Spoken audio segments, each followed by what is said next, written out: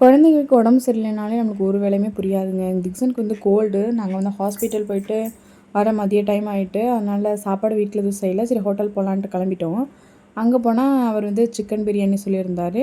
நான் வந்து 2 பரோட்டாவும் சிக்கன் கறியும் சொல்லியிருந்தேன். திக்ஸ் பார்த்தீங்கன்னா தூங்கிக்கிட்டு இருந்தான். நாங்கள் கரெக்டாக ஹோட்டல் என்ட்ரு ஆனதுமே என்ன பண்ணிட்டோன்னா வந்து முழிச்சிட்டான். அவன் தூங்கும்போது சாப்பிட்லான்னு பார்த்தோம். சரி முழிச்சிட்டான்.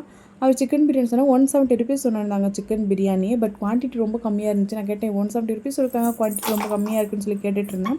அவர் உடனே அங்கே கேட்டுட்டு அவர் சொன்னார், சாப்பிட்டுக்கலாம், அன்லிமிட்டட் தான், பட் ஷேரிங் கிடையாதுன்னு சொல்லிட்டாங்க. எனக்கு வந்து 2 பரோட்டாவும் பெரிய சொல்லியிருந்ததுனால நான் சாப்பிட்டுட்டு இருந்தேன்.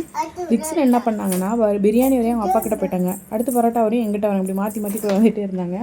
அடுத்து சில்லி வேணும், அது வேணும், இது வேணும்னு கேட்டுட்டு இருந்தாங்க. பட் நாங்கள் எதுவும் வாங்கி கொடுக்கல. இதோட முடிச்சுக்கிட்டோம்.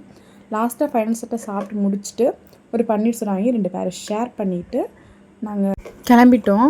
குழந்தைங்களுக்கு கோல்டு வராமல் பாதுகாக்கிறதுக்கு பெஸ்ட் ஐடியா இருந்தால் யாராவது கமெண்ட் பண்ணுங்கள் ப்ளீஸ்.